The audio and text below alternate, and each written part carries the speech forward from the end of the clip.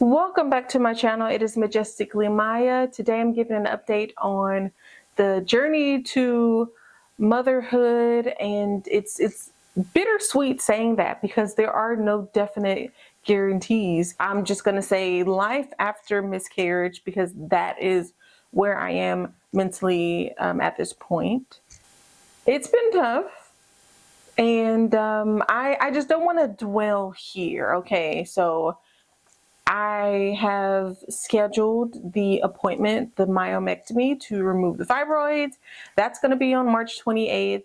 And just the timeline of everything, I'm still struggling with knowing that at this point I was going to be 6 months pregnant and potentially giving birth early because I was going to be hospitalized. There was a whole thing. There was already a plan in the making that I was going to be hospitalized for a month or so, and they weren't going to let me keep the baby in to 7 months. So every day that, I try not to think about it, but I know that, I can't hide the fact that we had a due date for June, and then our kid would have been early, potentially.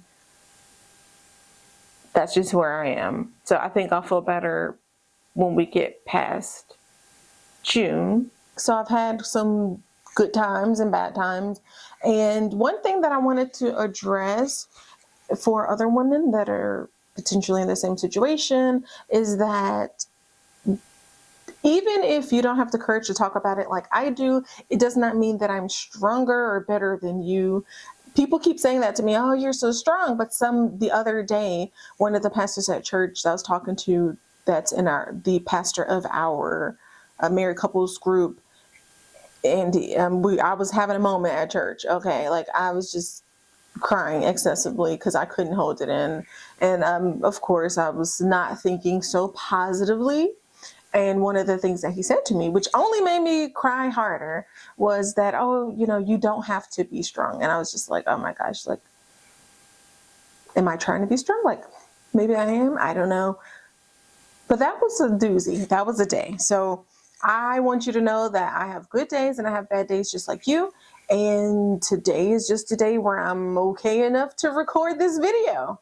I think in the last video, I have to go back and watch, but in the last video, I talked about how I had not left the house beyond the appointments and I wasn't even going to church. I've been going to church since then. And even this past Sunday, I did not feel like leaving the house, but I did anyways. And that was part of why I was just falling apart because it was just going to be one of those days. Okay, so I have my moments. And when they say it'll hit you randomly, it definitely does. There are going to be triggers all the time. And I'm often triggered by things, and you can't go around crying all the time. So I just ignore things. I don't have any advice about that. You're going to feel emotional. Things are going to remind you, and you just got to fight that intrapersonal dialogue to be positive instead of negative, because I've been in the habit of, going down the rabbit hole and I'm thinking negative and I'm looking at my husband. I'm wondering like, oh my gosh, like, what are you thinking? What are you thinking over there? You look mighty happy. Like, it's just a negative thing to think, oh, are you okay? Because I'm not okay. Oh, you're not okay. Let's talk about it. And we have those moments you have to talk and, just check in. Otherwise, you're going to feel alone and you're going to be a bit more negative than is necessary. Hold yourself back from getting to a healthy place. Yeah. So I've been leaving the house more often. And I know that if you don't get out, you're going to isolate yourself. Life goes on. Everybody else is still living their lives. And so you're going to find yourself isolated. So I'm trying to be cognizant of that and to think like, okay, like I'll go out and maybe like if I want to be alone, I'll be alone, but I'm not going to do it excessively and perpetually be alone and isolate myself and then potentially get depressed, because I refuse for that to happen to me. And I have a list. Because there's some things I wanted to address or just share, my experience. So I've been fighting pessimism about the future in general, which I kind of touched on at the beginning of this video. it's tough for me to say this is the journey to motherhood, and I don't know for sure that that's going to happen, which is something that, like I said in the last video, or one of the miscarriage videos, I was always so hopeful, and I just you never think it's going to happen to you. And now once it does, it just bursts your bubble of positivity, or at least for me, that, oh, we're going to get married, we're going to have kids. And now it's like, okay, we're married, the baby died. Like, I don't know, that something else isn't going to come up, and there will be other losses, or even the ability, like, yeah, we conceived pretty easily. I don't know that we will again. So I don't know. That's just how I feel. I can't say for certain. You know, I can pray about it, I can think about it, I can look at statistics. None of that right now is giving me comfort that I know for sure, because I'd done that before and didn't know for sure. It just makes me question myself, like, should I be documenting my journey to motherhood? Should I even express it that way? This is the journey to healing after miscarriage. I don't know what's going to happen at the end, but I'm going to stay true to what I set out to do, and I'm going to keep recording. I just don't know what to say about it. This brings me to the next step. I'm going to stop hyper-focusing on reproduction and my loss and thinking about what went wrong. And I don't want that to be the only thing that I talk about on my YouTube. That's where I was, and I thought I was going to. And thankfully I held off from constantly recording and talking to the camera in times where it probably wouldn't have been that helpful to people. But I still think that sharing exactly the different stages of where I am in this process, I think that sharing this with people is still beneficial. We can kumbaya about where we are in this journey. If you've never been there, you can just watch me for entertainment purposes or educational purposes. I don't know what else to say about that, but I'm going to resume creating videos about other things that I'm interested in. I'm still going to do the occasional update on the miscarriage, life after miscarriage, my surgery recovery. I'm definitely going to do a video on that, but I'm not going to hyper focus on this video. And before I put my hair up in a bun, I did actually record just my hair as it was thriving that day. It was beautiful. So I did record that video, and I'll drop it at some point. I'm also going to go back and look at old footage that I've retained that I never posted. I did a mini twist video in 2023, and I got overwhelmed with editing the video because I hadn't zoomed in before editing, and I had to use a different camera or something. I was overwhelmed, and I procrastinated, and now we are in 2024, and that video is about a year old, but I'm still going to post that because it's a mini twist video. It's the only mini twist that I recorded that I'd done independently, because the previous video I was assisted by my mom where she braided the front of my hair. So yeah, I'm just gonna record whatever interests me, and if you are here and you feel like we're friends and you want to hang out with me and hear me talk about random things, then this is the place to be.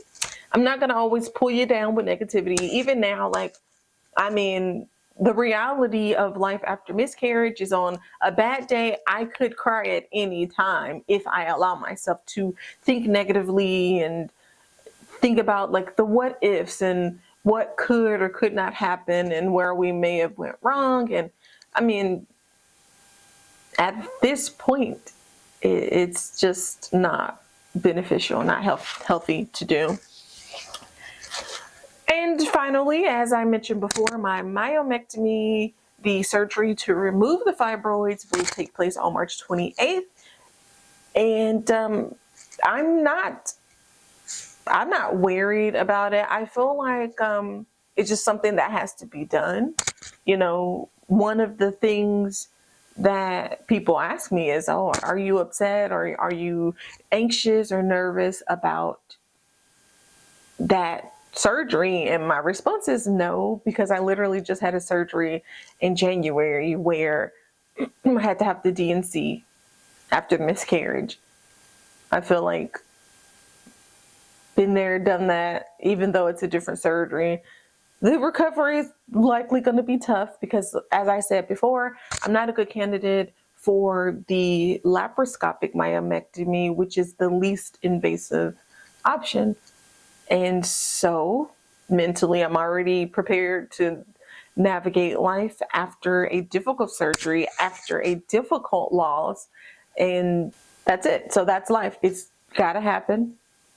Because if what I want in the future, which is for us to have children, naturally, I know people can say, "Oh, you could adopt and all this stuff." First of all, I read something before, and it was like you shouldn't.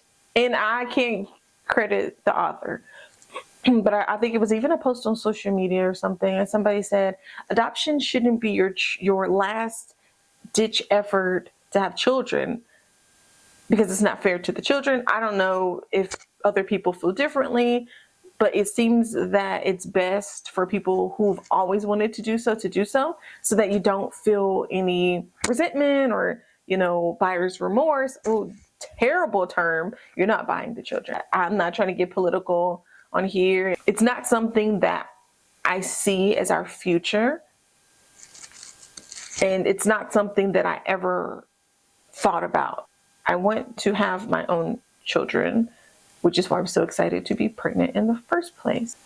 Surgery is March 28th, and I will do, like last time, maybe take a few photos just to document. I mean, even if I didn't have this YouTube channel, I would do that anyways, because I like taking photos, I like documenting things, and that's just what I do. But thank you for watching this update. If you are interested in anything, you have any questions, you can reach out in the comment section. If you just are curious about what the heck happened, please go back and watch my first two videos. I believe the very first one, oh yeah, that one was really rough and very raw. So I apologize if you are crying with me at home on that video. I guess we're homies. Like, we're friends. I don't know. I can only be true to myself and how I feel. If you have any questions, just let me know. If you want to join me on this journey, subscribe. If you have any requests for hair videos beyond straightening or coloring, maybe a style or something, I'll try it. I'm not against it. But thank you. I'll see you guys later. Bye.